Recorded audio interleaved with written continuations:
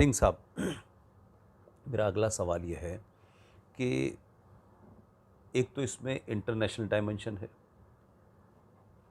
कि एक देश के अंदर वहाँ हिंदुओं का नरसंहार हो रहा है, और उसके तार जैसे आपने बताया कि जमात इस्लामी की जो तमाम सारी विंग है वो बंगाल में हो चाहे केरल में हो, सब आपस में मिली हुई हैं। और बांग्लादेश से जो बॉर्डर लगा हुआ है वो हमारे हिंदुस्तान का, वेस्ट बंगाल का जो बॉर्डर है वो लगा हुआ है। आपको एक अजीब बात नहीं लगती कि हमारे बंगाल में चुनाव हो या हमारे बंगाल में कुछ हो तो भी हिंदू के ऊपर तलवार गिरनी है, और बांग्लादेश में कुछ हो तो भी हिंदू पे तलवार गिरनी है, और मारने वाली एक ही विचारधारा है, एक ही सोच है, एक ही किताब है। तो ऐसे में भारत के लोगों को क्या करना चाहिए? क्योंकि मैं सरकार की तरफ से इसलिए नहीं जाना चाहता उस डोमेन में कि सरकार अंतर्राष्ट्रीय मामलात में कहाँ क्या है, किस तरह बोलना है, कब बोलना है, वो सरकार के पास ज़्यादा इंफॉर्मेशन होती है, हमारे पास नहीं होती। तो एक एक पाकिस्तान में कुछ होता है तो हमारे यहाँ लोग बहुत सारे बोलते हैं कि पाकिस्तान में साहब सिंध में हिंदुओं के साथ ये हुआ, तब भी एक चर्चा का विषय बनता है। लेकिन उस तरीके से हमने अपनी पॉलिटिकल लीडरशिप में, चाहे वो अपोजिशन में हो या लोकल पार्टीज़ हो, वो एटीट्यूड नहीं देखा है। इस चुप्पी के पीछे क्या राज है? चुप्पी भी है, मूर्खता भी है, ज्ञान की कमी है। आप किसी व्यक्ति से पूछ लो कि पाकिस्तान के 5 जगहों का नाम बता दो, वो बता देगा आपको। रावलपिंडी, पेशावर, इस्लामाबाद, कराची, लाहौर वगैरह लाहौर में, ये वगैरह जी। बता देगा। आप किसी नेता से ही पूछ लो कि 5 जगह बता दे बांग्लादेश का, वो नहीं बता पाएगा। हम लोग को तो बचपन में यही बताया जाता था, मेरे पिताजी कहते थे कि जसोर की कंघी बड़ी फेमस होती है। ठीक है। बाद में पता चला कि एसडी बर्मन जो है वो बाद में कोमिला शिफ्ट कर गए थे। अच्छा। वो तो त्रिपुरा के राज परिवार के थे। अच्छा, एसडी हाँ, बर्मन। हाँ, यस यस यस। तो ये सब फिर मेरा बहुत कई बार जाना हुआ वहाँ पे। ठीक है सर। और बोलना नहीं चाहिए सर, मतलब लेकिन मुझे याद है मैं गया था किसी ऑफिशियल उसमें डेलीगेशन में, तो ये सुबह शाम मुझे कंडेंस मिल्क की चाय मिलती थी। तो मैंने पूछा वो उस जो वेटर लाता था मेरे कमरे में कि यार ये बताओ कि ये क्या मतलब यहाँ कोई बहुत, क्योंकि मैं तो डिप्लोमेटिक हैसियत से गया था, तो मैंने सोचा कि शायद यहाँ पे कंडेंस मिल्क को बहुत मेहमान नवाजी का एक बहुत अच्छा। हाँ बहुत एक उत्तम माध्यम माना जाता है। तो वो कहते हैं सर यहाँ पर ना दूध बहुत महंगा है। तो मैंने पूछा कि ये बताओ कि दूध महंगा है, क्यों इतना महंगा है? कहते सर जितने गाय ये भैंस तो ये सब काट के खा जाते हैं लोग। अच्छा। और ठीक है साहब, नॉन वेज हम लोग भी मिनिमलिस्ट हैं, मतलब आप भी खाते हैं, हम भी खाते हैं नॉन वेज। लेकिन मैंने सुबह से जो उस तरह का सेवन जो मैंने देखा, क्या कहूँ, मतलब मेरी जहन में नहीं उतरता। तो अब वो भी हो सकता है, वो भी क्रूरता का एक कारण हो। मैं यूं ही ये करता हूँ। और मैं तो इस बात पर विश्वास करता हूँ कि जो भी मजहब रेगिस्तान में पैदा हुई हो, रेगिस्तान किस लिए जाना जाता है? रेगिस्तान जाता है अभाव। जब आप अभाव में रहते हैं तो आपको उतनी ही लालच होती है। भाई जीसस क्राइस्ट का भी जब वो एग्जाइल में चले गए थे, डेजर्ट में चले गए थे ना, जूस का भी एग्जाइल हुआ तो मतलब रेगिस्तान को पनिशमेंट से जोड़ा गया। तो वहां पर जो भी विचारधारा जो पनपेगी रेगिस्तान में, जो अभाव में, उसमें क्रूरता जो है वो इनहेरेंट है। तो बांग्लादेश का मैंने आपको वो भी पहलू बता दिया, और वो भी पहले बता दिया। तो आपने जो सवाल पूछा कि हमारे यहाँ लोग क्यों नहीं है सेंसिटिव, तो एक तो मैं बता दूं, मैं फौज में था तो फौज में मैं मिलिट्री इंटेलिजेंस डायरेक्टरेट में था और मैं बांग्लादेश से भी डील करता था। तो हम लोग सभी बहुत सारे, हम लोग स्टाफ कॉलेज एक होता है वेलिंगटन में, वहाँ से आए थे। तो हमारे कुछ लोग मित्र लोग थे, वो 2-3 वो पाकिस्तान डेस्क पे गए थे, मैं दूसरे डेस्क पे चला गया था। तो लोग कहते हैं अरे जो पाकिस्तान वाले जो है ना, वो सबसे मतलब सबसे ज़्यादा कैलिबर वाले लोग। तब मुझे लगा कि जिस तरह के सिक्योरिटी इश्यूज बांग्लादेश के साथ इन्वॉल्व है, वो तो हमको किसी ने कभी बताया ही नहीं। 71 की लड़ाई आपने लड़ी बांग्लादेश में के टेरेन में। वेस्टर्न फ्रंट में तो बहुत कुछ कुछ भी नहीं हुआ था, कुछ भी नहीं, कुछ भी नहीं हुआ था वेस्टर्न फ्रंट को। लेकिन हमारे यहाँ लोग, मैं कहा ना, आप अब स्थिति बहुत बदल गई है, लेकिन आप किसी से पूछो कि 5 जगह का नाम बता दे बांग्लादेश का, तो ये एक सेंसिटिविटी। दूसरा, फिर मैं जब RANW में गया, तब मैंने देखा कि कितना ज़्यादा महत्व है इस देश का। और आज मैं बोला तो कि कश्मीर, ज्योग्राफिकली कश्मीर वैली का मैं बात कर रहा हूँ, कितने स्टेट्स पे इम्पैक्ट करता है, और बांग्लादेश कितने स्टेट्स पे इम्पैक्ट करता है। West Bengal, Assam, Meghalaya, Mizoram, Tripura, whole of your North East, आपके कितने सोफिस्टिकेटेड इश्यूज हैं। लोगों को यह भी नहीं समझ में आता है कि जो सबसे बड़ा, आपके कई आर्गुमेंट हो सकते हैं कि बांग्लादेश हमने क्रिएट क्यों किया, हम अपने, वो चाउएन लाई ने बोला ना कि भारत ने एक पत्थर, एक रॉक क्रिएट किया जो कि उसके पैर पे गिरेगा। लेकिन सबसे बड़ी क्या चीज़ थी कि पाकिस्तान बे ऑफ बंगाल में भी एक मैरीटाइम प्लेयर था बांग्लादेश के ज़रिए, और अरेबियन सी में भी था। तो यहाँ से तो उनको हमने हटा दिया। तो आज जो देख रहे हैं, जो पावर प्ले जो चल रहा है ना, अमेरिकन्स का, चाइनीज़ का, उनका भी बड़ा हाथ है ये जिहादिज्म में। उनका भी बहुत बड़ा हाथ है, और ये सब पैसे देते हैं वेस्ट बंगाल के पॉलिटिशियंस को। दार्जिलिंग के, इन्होंने भूटान के कुछ पॉलिटिशियंस को पैसा देने की कोशिश की, लेकिन सिक्किम में इन्होंने देने के, सिक्किम वालों से ये कामयाब नहीं हुए थे। वो आपको जो ये हुआ था ना, ये डोकलाम क्राइसिस, उसका यही था कि एक कॉरिडोर, एक चाइना बांग्लादेश इकोनॉमिक कॉरिडोर ले जाओ बे ऑफ बंगाल के थ्रू। उसमें सब ये आपके वेस्ट बंगाल के भी लोग थे शामिल, कितने बिके लोग इसमें। तो उसमें वो भी एक एंगल है जिहादीकरण का। तो इसलिए वहाँ पर क्यों हुआ कि अब है क्या कि आप कहेंगे कि भाई जब बांग्लादेश बना तो 2 नेशन थ्योरी फेल कर गई ना। ये कहा जाता। तो एक रिजवान साहब ने एक बड़ी अच्छी बात कही कि जब 2 नेशन थ्योरी फेल कर गई तो इनको इंडिया में फिर शामिल हो जाना चाहिए था।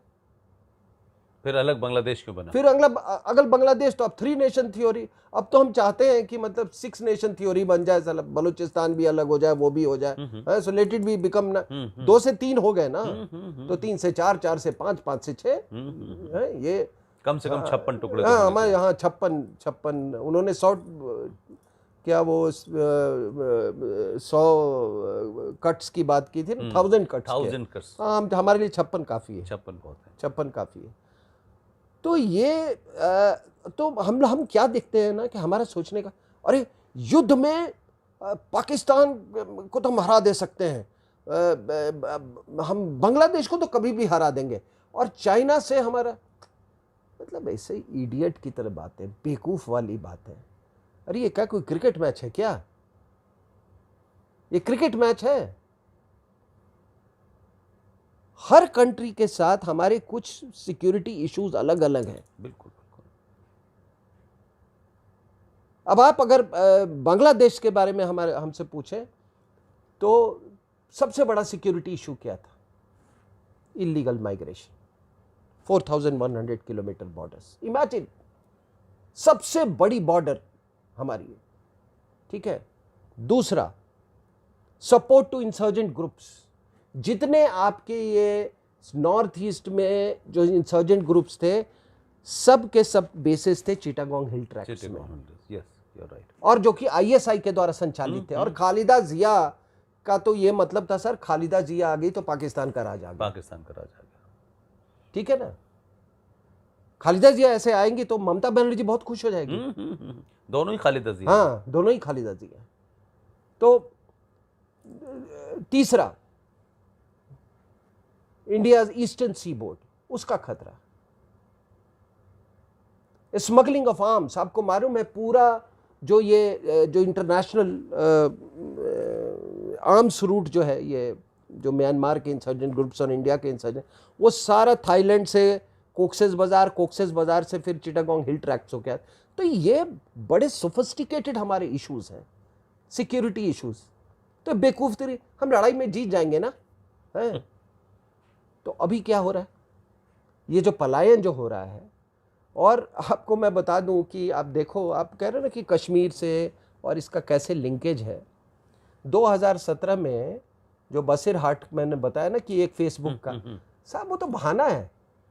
जब किसी को मारना होता है, दंगे करवाने होते हैं, एक कुरान का वो लिया है, किसी ने कुरान पढ़ा नहीं है इनको, वो बंगाली को कुरान क्या अरबिक क्या समझ में आएगा, तो नजरुल इस्लाम को पढ़ रहा है नजरुल, हाँ, वो उसने कर दिया लेके। उस समय जानते 2-3 चीजें हुई थी। उस समय क्या हुआ था कि मोदी साहब गए थे, उन्होंने अमेरिका की यात्रा की थी, यूएस की, और वहाँ के स्टेट डिपार्टमेंट ने उसी समय उसी यात्रा के दौरान सैयद सलाहुद्दीन को ग्लोबल टेररिस्ट डिजिग्नेट कर दिया था, पहला चीज़। और उसी दौरान ये इजराइल की यात्रा की थी, उससे भी मुसलमान भड़के हुए थे, तो उन्होंने करवा दिया दंगा, और एक्सोडस हो गया ममता बनर्जी के नीचे। तो अफगानिस्तान से में कुछ होता है तब हम पर असर पड़ता है, सद्दाम हुसैन के साथ होता है तब हम पर असर पड़ता है, ओसामा बिन लादेन के साथ कुछ होता है तब हम पर असर पड़ता है। ये ऐसा नहीं लगता कि किसी की भी धुनाई हो, अफगानिस्तान में हो, इराक में सद्दाम हुसैन मारा जाए, या वो जो लीबिया का गुंडा था कर्नल गद्दाफी वो मारा जाए, सबके मारने पे हम ही सबसे ज़्यादा सॉफ्ट हैं, हमारे ऊपर ही गाज गिरती है। तो मेरा आपसे सवाल ये है, भारत सरकार की चुप्पी पे पूरा देश सवाल पूछ रहा है। ये चुप्पी के नाम से सिर्फ यहाँ तक भी है कि अभी भारत की सरकार ने एक कंडेम भी नहीं किया है, गुस्सा भी नहीं दिखाया है। और इसके पीछे एक बात कह रहा हूँ, जहाँ एक तरफ हम सीए की बात करते हैं कि भारत के राज्यों देश के लगने वाले बॉर्डर पे अगर हिंदुओं पे, सिखों पे, बौद्धों पे, क्रिश्चियंस पे अगर कोई अत्याचार होगा तो भारत उनके लिए खड़ा होगा, तो क्या बांग्लादेश में रहने वाला हिंदू जिनको मजहब के नाम पे, उनकी पहचान के नाम पे, उनकी उपासना के कारण कत्लेआम हो रहा है, सड़कों पे तलवारों से जिंदा लोगों को मारा जा रहा है, क्या इस पे कोई बयान देना भारत सरकार की जिम्मेदारी नहीं है? क्या डिप्लोमेटिक चैनल के माध्यम से हम नहीं दिया? किस कारण से हम नहीं दे रहे हैं? पूरे देश में इसका गुस्सा है, इसका आपको क्या कारण लगता है? नहीं, कहीं पे इनको शायद लगता होगा कि बात तो जरूर हुई होगी शेख हसीना नहीं सर, एक बात होती है कि आप बंद कमरों में कहते हैं, लेकिन राष्ट्र को शांत कैसे करेंगे? उसके गुस्से को शांत कैसे करेंगे? राष्ट्र को देखिए, राष्ट्र को शांत, सबसे बड़ा चीज कि ये जो जिन्होंने भी सीएए का विरोध किया, उनसे ज्यादा पापी लोग इस दुनिया में नहीं हो सकते हैं। नेहरू ने, बाकी इन सब ने मिलके देश का पार्टीशन किया। वो तो भारत छोड़ना नहीं चाहते थे, वो थोड़ी पाकिस्तान का हिस्सा बनना चाहते थे। आपने शिमला में जाके कहीं पे, वहाँ पे बिना कांग्रेस कमेटी से पूछे हुए, आपने माउंटबेटन के किसी चक्कर में आपने जो भी एग्री कर लिया, और बाकी वो कहानी है कि बापू ने कहा कि मेरे लाश पे बनेंगे, also part of that conspiracy, कि मेरी लाश पे ये होगा, अब वो हुआ नहीं। हाँ, जैसे ममता बनर्जी ने कहा था ना कि हम पॉलिटिक्स छोड़ देंगे, वैसे उन्होंने भी कहा था। तो मेरा क्या कहने का मतलब है कि ये जो लोग हैं, जो हमारे हिंदू हैं, भाई लोग हैं, चाहे पाकिस्तान में हो, चाहे अफगानिस्तान में है, वहाँ हो। उन्होंने तो नहीं कहा था ना। अगर आप उनको कह देते 1945 में कि पार्टीशन होगा, आप अपनी व्यवस्था कर लो धीरे धीरे, वो सब व्यवस्था कर लेते लोग अपनी अपनी। आपने उन पर गाज गिराई, उनको तो पता ही नहीं चला कई उन महीनों पर तक क्या हुआ। गाज नहीं गिराई। और किसकी गाज? 1400 साल पहले एक रेगिस्तान में एक क्रूर एक मजहब हुआ। वो मजहब के तौर तरीके आज तक नहीं बदले। अभी कुछ लोग कहते हैं सर कि, मैं सुन रहा था ये कल डिबेट में, और ये बड़ी ये तकिया कलाम सी बन गई, अरे भाई रोजगार नहीं है, ये देखो ये ना, ये लोगों में रोजगार नहीं है, हमारी आर्थिक स्थिति अच्छी नहीं है, इसलिए लोग जिहाद ये कर रहे हैं। आपको मैं बता दूं, ढाका कैफे में जो हमला हुआ था, जी जी, वो जोकर जाकिर नाइक के फॉलोअर थे। जी। उसमें से जितने लड़के थे उसमें सब कम उम्र के थे और सब अच्छे परिवारों के, बहुत पढ़े लिखे लड़के। और जिस तरह से अभी आपने देखा ना, कश्मीर में लाइन से खड़े करके, वो जो हमारी जो सिख स्कूल टीचर थी, उनका जिस तरह से ये हुआ, उसी तरह से उनको खड़ा किया गया, उनसे बोला गया कि कलमा पढ़ो। जो कलमा पढ़ा उसको तो इन्होंने छोड़ दिया, जो बुरके में थी उसको छोड़ दिया, दो महिला जो बुरके में नहीं थी उसको मारा, और बाकी 29 में से 17 जो थे वो फॉरेनर्स थे, इटालियंस थे, जापानीज। बिल्कुल वही तरीका जो आपने श्रीनगर में देखा। तो इस्लाम का तरीका, चाहे वो नॉर्वे में हो, चाहे वो ब्रिटिश एमपी का, अभी सब दशहरे के टाइम पे हो रहा था, अब उधर का हो सकता है कोइंसिडेंस। आप सोचिए साहब कि तीर अंदाजी कर रहे हैं, ये जिहादी ओलंपिक में तो नहीं कर सकते तीर अंदाजी, नॉर्वे में वो तीर अंदाजी कर रहे हैं, उसमें 5 को मारा उसने, ठीक है। वो कन्वर्टेड मुसलमान था, डैनिश ओरिजिन का था, माँ कहीं की बाप कहीं का है, उसने तीर अंदाजी से मार दिया। इंग्लैंड में जो वो डेविड जो थे एमपी, वो चर्च में अपने कॉन्स्टिट्यूएंट से मिल रहे थे, वो आया बंदा मार दिया उनको। तो आप पैटर्न और तरीका और क्रूरता आप, तो आप मेरे से पूछ रहे थे कि इसका सल्यूशन क्या है। इसका सल्यूशन क्या है कि इस्लाम को समझो, इनकी किताबों को समझो, और ऐसी नीति बनाओ कि यहाँ से जो इस्लाम का जो ये जो वहशीपन है और क्रूरता है, उसको रोल बैक हिंदुस्तानी कर सकता है।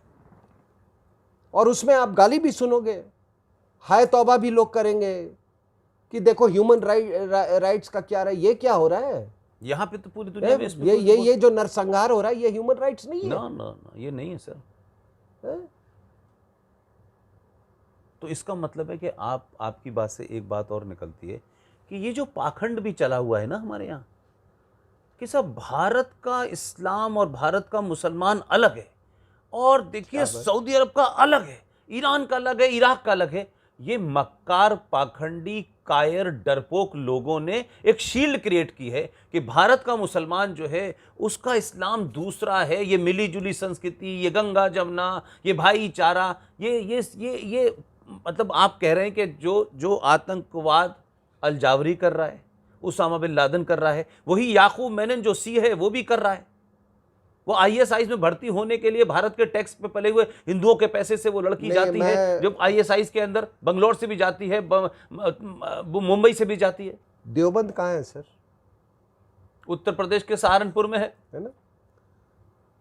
अब बरेली से है, लेकिन वो भी वेस्टर्न यूपी में है, वो भी यूपी में है।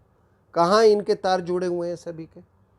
एक के अफगानिस्तान में, सभी का तो यहीं से तार जुड़ा हुआ है ना। मैंने कहा तो अम्मा तो यही बैठी है, अम्मा यही बैठी, खालाएं अलग अलग हैं। फिर ये कैसे ये कहते हैं कि ये यहाँ के मुसलमान अलग हैं? हाँ, तो मैं कह रहा था, लोग कहते हैं ना कि आप बेरोजगार नहीं है, तो मैंने ढाका उसका एग्जाम्पल दिया आपको, ढाका कैफे में हमले करने वालों को। मैं कहता हूँ कि चलो बड़ी अमीरी आ जाए, सबको रोजगार मिल जाए, ऐसे भी क्या जूता बेचना रोजगार नहीं है? फल बेचना रोजगार नहीं है? पीतल के बर्तन बेचना रोजगार नहीं है? कार मैकेनिक होना रोजगार नहीं है? आप बताइए। नहीं, कार मैकेनिक होना भी रोजगार है, और कार चोरी करके मेरठ के बाजार में, चोर बाजार में समाप्त करना भी रोजगार है। वो रोजगार है। तो अच्छा चलो, ये सब आपको सबको सरकारी नौकरी दे दी हमने, आप में बहुत अमीरी आ गई, तो क्या मदरसे बंद हो जाएंगे? आप अमीरी की बात कर रहे हैं। अभी झारखंड के अंदर एक आईपीएस ऑफिसर अपने घर में बैठ करके जिहाद की ट्रेनिंग करा रहा था, तो क्या वो पढ़ा लिखा नहीं था? आईपीएस ऑफिसर था, सरकारी बंगले में क्या कहते हैं वो जिहाद की ट्रेनिंग दे रहा है, कन्वर्जन की ट्रेनिंग दे रहा है। तो कौन सी पढ़ी लिखी बात कर रहे हैं सर आप? पढ़े लिखे होने से क्या फर्क पड़ने वाला है? तो वही मैं कह रहा हूं कि क्या मदरसे बदल जाएंगे? क्या मस्जिदों में कुतबे बदल जाएंगे? क्या कुरान बदल जाएगा? क्या हदीस बदल जाएगा? वो हदीस जो कहती है गज़वाए हिंद, वो बदल जाएगा? आप बताइए। अगर ये सब बदल जाता है तो कोई एक दुनिया का वो दे दीजिए मुझे उदाहरण। टर्की जैसा देश, भाई ये तो यूरोप का माना जाता है ना, नाटो का हिस्सा है। नाटो का हिस्सा है। उसने चर्च को उठा के मस्जिद बना दिया। वहां पर देखिए, ये नॉर्वे में जो घटना हुई साहब, आपको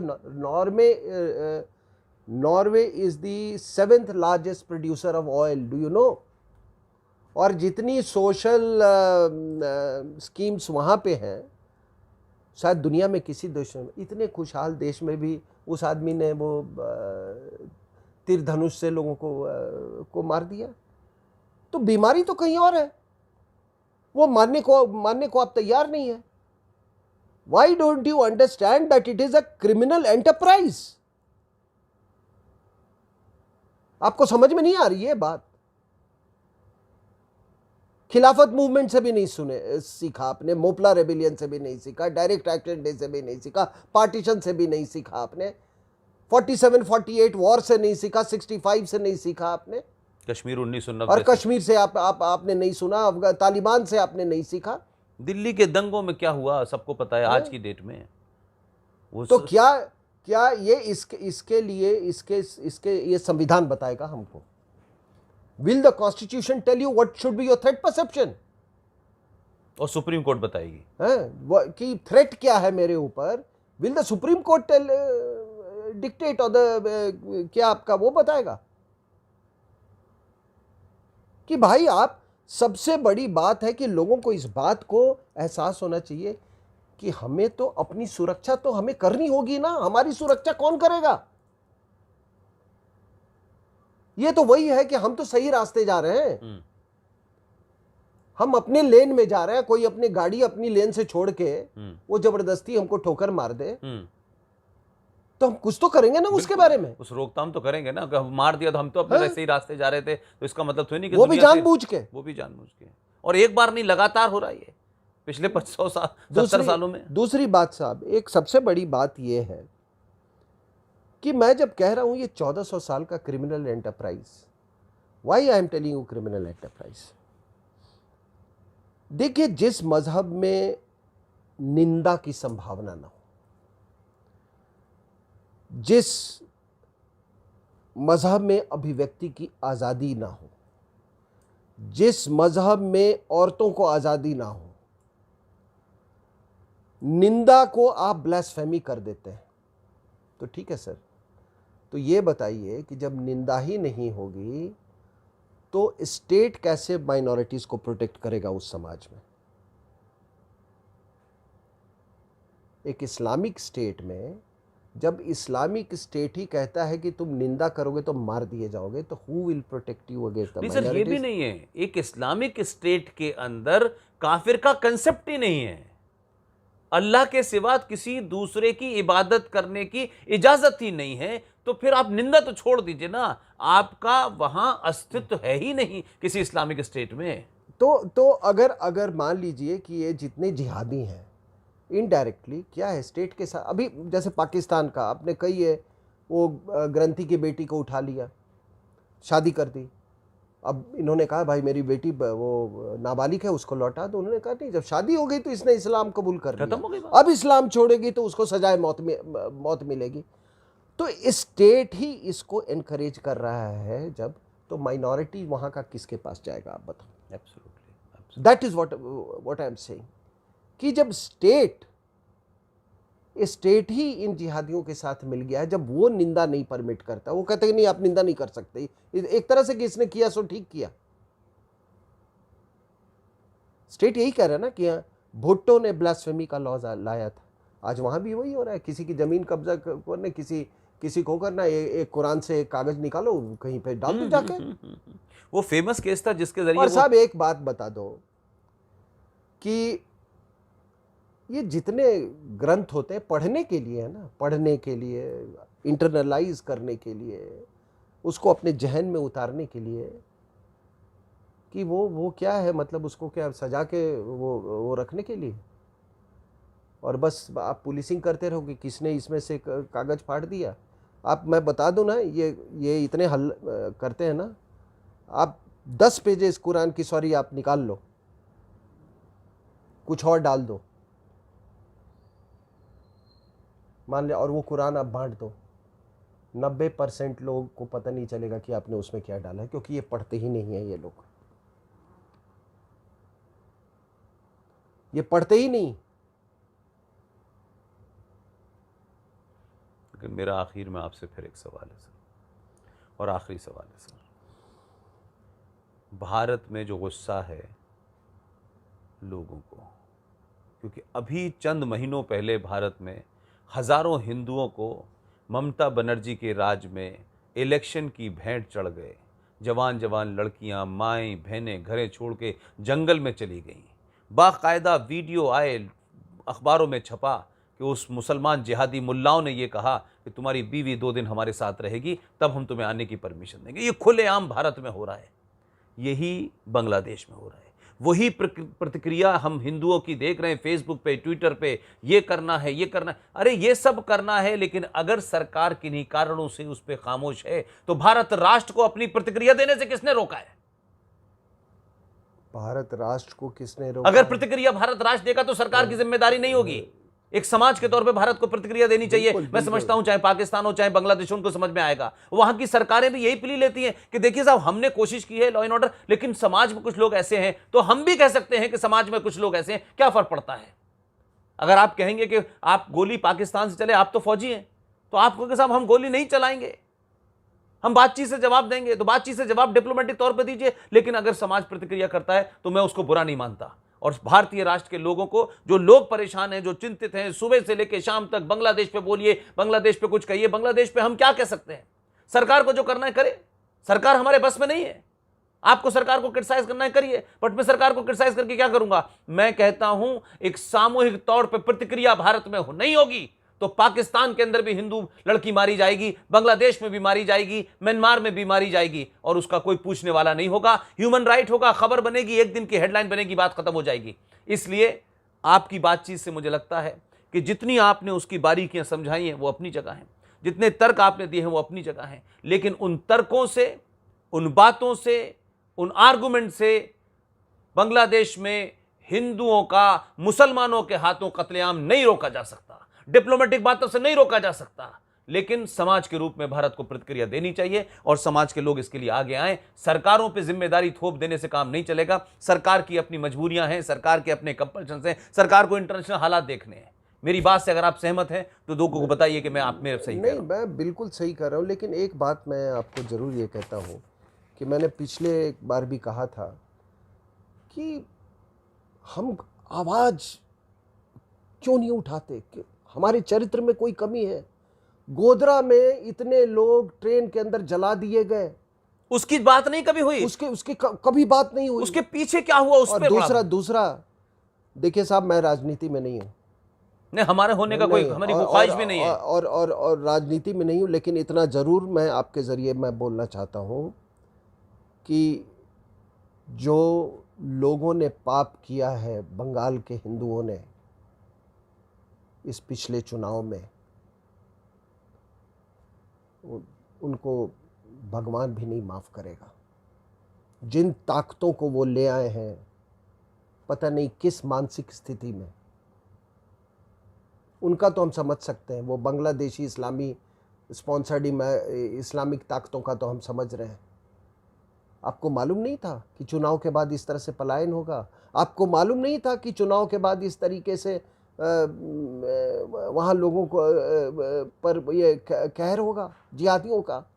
आपको मालूम नहीं था कि वहाँ पे कई जगह है ये आपके बॉर्डर एरियाज़ में और जो मुस्लिम मेजॉरिटी एरियाज़ हैं जहाँ पे डर से कोई मूर्ति नहीं बैठाता है, कोई जुलूस नहीं निकलती है? इन लोग को नहीं मालूम था? सब मालूम होते हुए तुम वही लोग हो ना जो 5 रुपए के बिजली बिल के लिए बिक जाते हो। तुम वही लोग हो जो कि थोड़े पैसे के लिए तुम एक ऐसी महिला को कुर्सी बैठाते हो जो कि नमाज पढ़ती है, उसका वो तस्वीर अभी तक मेरे माइंड में एच्ड है। खालिदा जिया से आप पढ़वा लो, उससे हाथ जोड़वाकर एक कोई श्लोक आप बुलवा ले। और ये महिला, अरे साहब देखो, मैंने कहा कि अगर मजहबी सुप्रीम होता तो फिर ईस्ट पाकिस्तान बांग्लादेश क्यों बना? और समस्या ये है कि मक्का मदीना इनसे बहुत दूर है। बगल में जो गंगा और जिसको वो पद्मा नदी का कहते हैं वो नज़दीक है, उसको तुमने छोड़ दिया और मक्का मदीना की तरफ चले गए। अरे इन बांग्लादेशियों को मैं ये भी बोलना चाहता हूँ, और ये ममता बनर्जी भी सुन लें इसको, अपने यहाँ भी मुसलमानों को कह दें कि जब पंजाबी मुसलमान तुम्हारा नहीं हुआ, जब पठान तुम्हारा नहीं हुआ, तो अरब तुम्हारे खाक होंगे। Very well sir. अरब तुम्हारे खाक होंगे। ये महिला, आप सोचो कि उर्दू टीचर्स का स्पेशल अपॉइंटमेंट करवाया इसने, जबकि वहां की भाषा बंगाली है, मुसलमानों की। ये तो बिल्कुल होनी चाहिए। ये उर्दू कौन सी भाषा है? इसको आती है उर्दू? जैसे कश्मीर में भी ये हुआ, कश्मीरी भाषा नहीं रखी, उर्दू रखी। ये भी क्या कहते हैं, मुझे बंगाल की महबूबा मुफ्ती से ज्यादा कम नहीं लगती। नहीं, इससे पूछो ना कि मैडम थोड़ा बोल दीजिए ना उर्दू में, मेरे महबूब का यामत होगी, मैं ये हमेशा है। या इफ्तदा इश्क में तो कुछ है, बोले इफ्तदा इश्क में की होबे है, अल्लाह जाने की होबे है, उसे बोला भी नहीं जाएगा। और उर्दू के टीचर से पॉइंट कर रही है ये। That's all agenda sir, all agenda. नहीं तो एजेंडा लोगों को समझ में आनी चाहिए ना ये बात। That's right. तो भुगतो। तुम क्या सोचते हो कि कलकत्ता में तुम कोलकाता, चलो कोलकाता में तुम बहुत सेफ हो। अभी ये शायद इनके बाप दादों ने बताया नहीं कि 1946 में डायरेक्ट एक्शन डे में क्या हुआ था, नोआखाली में क्या हुआ इनको बताया नहीं इनको, था। वही तो मैं और इस बार भी हुआ है सर। हाँ, वही तो मैंने, इस बार भी नोआखाली में मंदिरें तोड़ी गई। वही मैंने कहा। इतिहास बहुत सारे लोगों को लगता है ना, ज्ञान बहुत देते हैं, सड़क पर खड़े होकर के उल्टे हाथ पे चलते हैं, सीधे हाथ पे खाना खाते हैं, इनको बड़ा ध्यान है। मैं समझता हूँ कि सर आपने अपनी बात को रखा, और सबसे बड़ी बात यह है कि देश में जो गुस्सा था, और ख़ासतौर से आपको लेकर के लोगों ने मुझसे कहा कि इस पे बातचीत होनी चाहिए, और सरकार क्यों चुप है और देश में क्या और हालात हैं इस पे बोलना चाहिए। आपने, मैं समझता हूँ कि सारे डायमेंशंस को कवर किए, आपने अपना समय दिया, इसके लिए बहुत बहुत धन्यवाद। Thank you very much. Thank you very much.